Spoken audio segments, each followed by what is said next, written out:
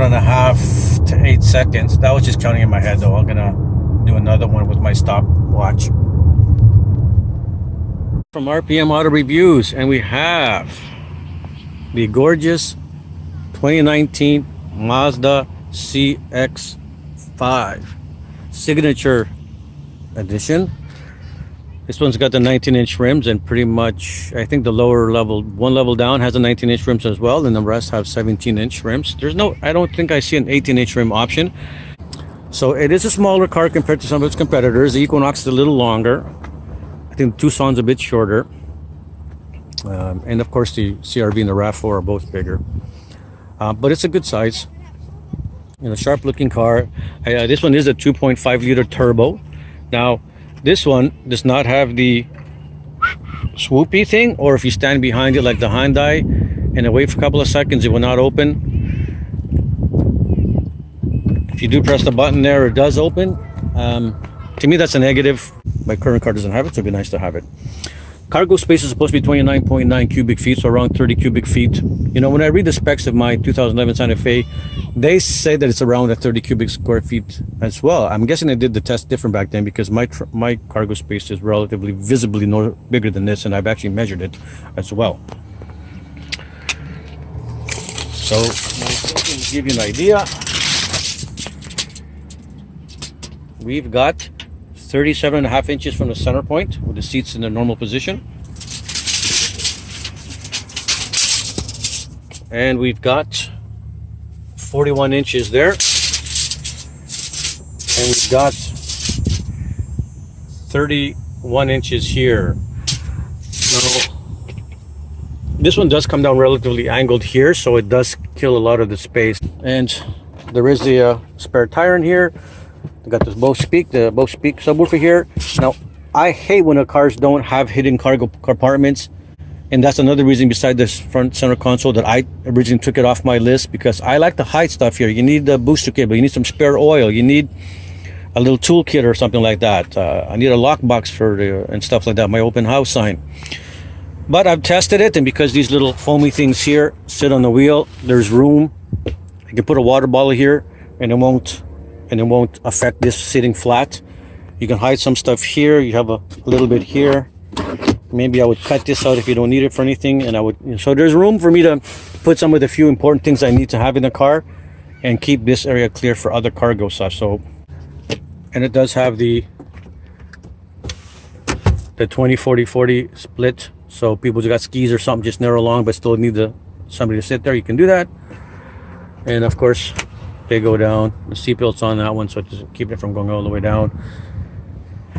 It does have a 12 volts here, and there's no like tie down hooks or anything like that, like some of the other people have. Some other cars have the tie down hooks. Button here to close it. Get that. Let's check out the back.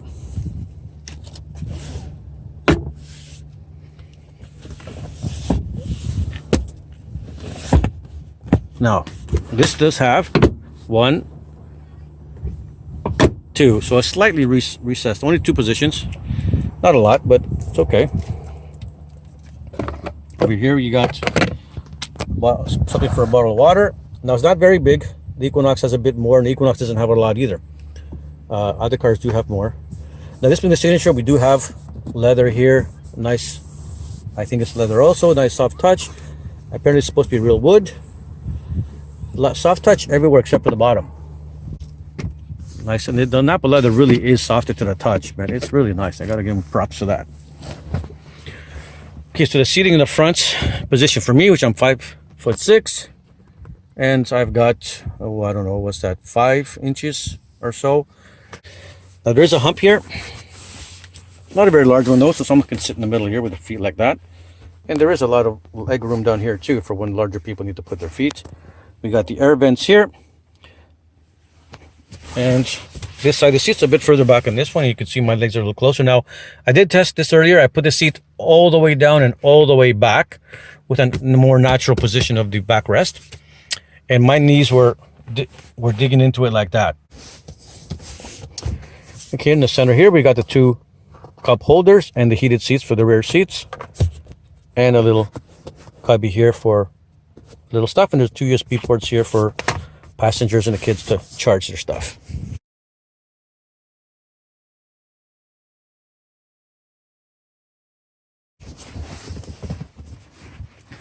This one has a sunroof, but not a panoramic, which allows the headroom to be good. Headroom, my test is putting my hand. I can get my entire hand over my head.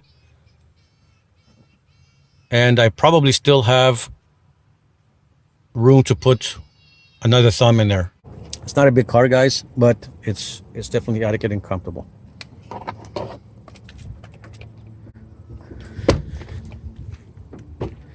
Now this one is the type that it's got the proximity sensor, but you do have to put your little thumb on the little dot here. It does have a little flasher here for the turn signal as well.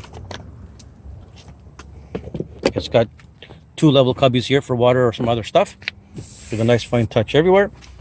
We do have memory seats here, 2 of them, and similar to my wife's Subaru, it does not affect the mirrors, the side-outside mirrors. It only affects the seat itself. So, boo-hoo on Mazda for that. They're trying to compete with the upper level, call themselves luxury, but they're not offering all the luxury features. Just the touching is luxury. And you get about, so it's around total, I think 10.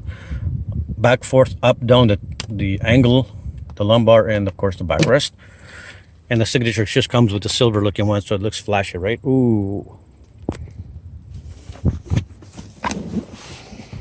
The cabin is definitely very cozy. These Nappa leather seats are very comfortable.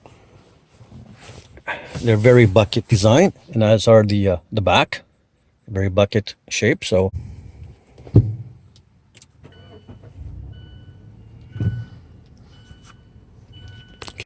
we've got the complaint that I have, which is the armrest is really far back. A lot of people complain when you're sleeveless, it's fine because your hand doesn't want to slip. You're wearing shirts. My hand wants to slide forward. So when it's in drive, at least my hand can rest there, and my elbow just makes it onto the armrest. I like to have a longer armrest, and I would have preferred these would be here, sideways. And there's probably enough room here to have designed this so the cup holders can be sideways. This could be a little bit more forward, but maybe a small little cubby here for something. And this could have been forward. Of course, we have the shifter, and we got the sport switch, which just affects your revs. Does not do anything. I don't believe it does anything else with the dynamics of the driving. It's just the revving gives it a bit more responsive, and it is nice to drive with that responsiveness when you're in the mood to be sporty. We've got the electric brake here. We have the auto hold. The auto hold is when you're coming to a stop. If you take off your foot for some reason because you reach back for something and you let go of the brake by mistake, the car stays on until you press the gas to go. Here we have your infotainment system, which you control pretty much everything from here, and the volume buttons here. It's pretty good. It's when your car's driving and you're in drive, you cannot. Even though this is touchscreen, you cannot touch it while you're driving. But while you're driving, this allows you to surf around and do something, so that way they know you're paying attention. You can, because as you get used to this, you learn it and you can do it more comfortably. It's not the most intuitive system for finding everything, but I guess once you've owned this car for a little while, you'll get used to it. The shifter does have a manual mode, but there's no paddle shifters on this. You just got to go up or down, and this one's kind of backwards to most cars. The downwards is upshift and the forward is downshift, so I'd have to get used to it if I buy this because my car's backwards, or my car's the other way. We do have nice leather material here instead of just being plasticky like the Equinox, so that's more comfortable to be able to lean your foot against there.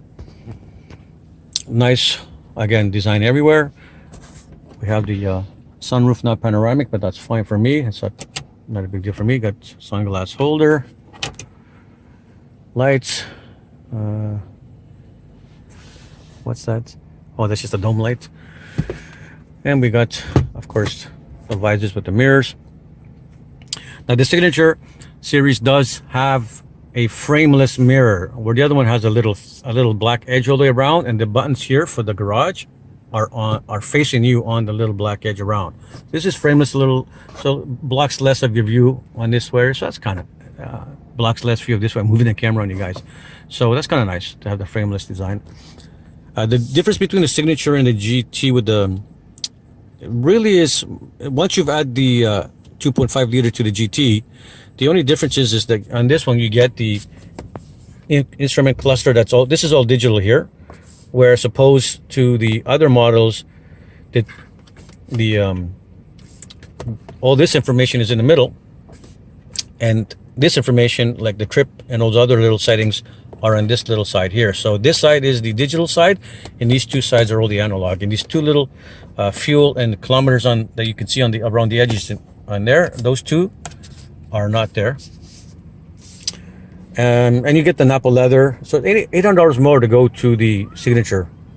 I mean, that's not a lot just to get the Nappa leather and some digital things. They give you a little more chrome accents. You get LED lighting here instead of halogen or something else. So the stereo is a, I think, 9-speaker Bose. It sounds pretty good. Overall, no complaints. It's decent. And it's nice to, it has the climate control down here with nice hard buttons. So that's nice. I don't like it to be completely all digital. It's nice to actually have that. We got the steering wheel heating here. This the upper models do have the heating and cooling seats. The rear seats are heating, but I think only in the GT Touring and higher. So heating and cool seats, dual climate control. That's pretty nice. Glove boxes on the small side, the standard small size. On the steering wheel, we have the volume controls for the information. You can see the trip options and different things you can set in here, and you can also flip back and forward on your radio stations are back and forth here as well. This is for answering, hanging up the phone. This is for the mode. Cruise control for on and off. This is for setting the adaptive cruise control distance, and of course your accelerating and decelerating and setting your cruise control. Again, no paddle shifters on that. Normal controls for your wipers and all that, and lights here. It does have the auto lights system for turning on. You have an option here to open the trunk, the hatch, and the traction control to be turned off, and you can turn off your lane keep assist here if you needed to. And then you have your fuel and the hood. All the windows here on this model, all the rear windows and the front windows are express up, express down. So that's kind of cool. And you have your side mirrors adjustments here. This one does have the blind spot monitoring that lights up here, and it also gives you a beep alert. I love how the Subaru's added it here, so you can see it with your peripheral vision. And if the sun is glaring, you can still see it. And you don't have to see try to see a little orange light over there and the sun is glaring on it.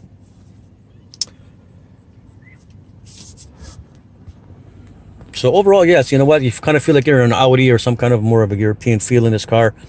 It's very nice. The forward braking collision, I didn't test it myself, but it's supposed to be really good from other reviewers that I tested. And from 50 kilometers and lower speeds, it stopped every time before hitting the little soft thing that they put in the front for testing it. Some other cars failed. It would still hit it either softly or medium. So good on Mazda for having a stronger forward braking mitigation system, though the lane keep assist, as I mentioned in the driving portion, is so-so. So overall, I mean, you know what? It's a good car, but there are some negatives too. You know, it's not the largest car. The memory seats do not work with the mirrors, and the Hyundai and the Equinox do. Also, I think both of those vehicles I just mentioned, when you put it in reverse, the side mirrors angle down. So you can kind of see, even though you got your rear view camera, if you want to kind of see curbs and stuff. The surround, it is not the backup camera. So the backup camera doesn't, it only has this square, you know, it doesn't have the square, and the square doesn't move, right? So I'm guessing wherever the tip is where you know it's safe. You're not going to hit the car next to you or whatever object's there.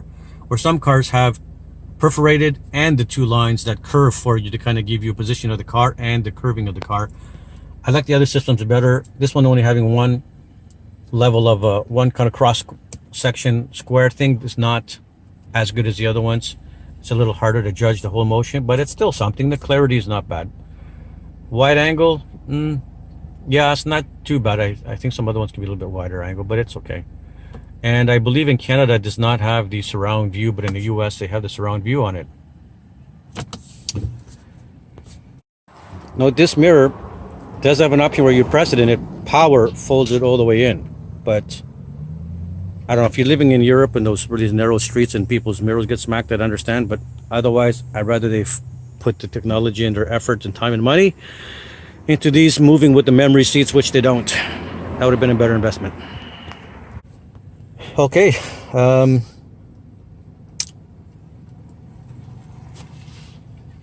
I forgetting anything at the moment that I wanted to mention?